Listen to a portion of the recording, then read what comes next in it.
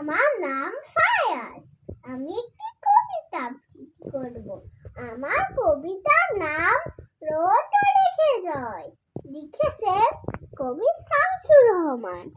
বর্গি এলো খাজনা নিতে, মারল মানুষ কত, পুরল চোর পুরল শ্যামল গ্রাম যে ছোট ছোট। হানাদারের সঙ্গে জোরে লড়ে মুক্তি সেনা, তাদের কথা দেশের মানুষ কখনো ভুলবে না। আবার দেখি নীল আকাশে পায়রা মেলে পাখা, মা হয়ে যায় দেশের মাটি তার বুকেতেই থাকা। কাল যেখানে আধার ছিল আজ সেখানে আলো, কাল যেখানে মন্দ ছিল আজ সেখানে ভালো।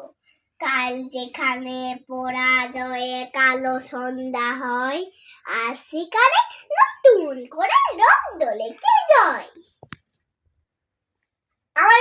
আমার ভিডিওটা ভালো হলে লাইক আর সাবস্ক্রাইব কমেন্টে বলে দেন।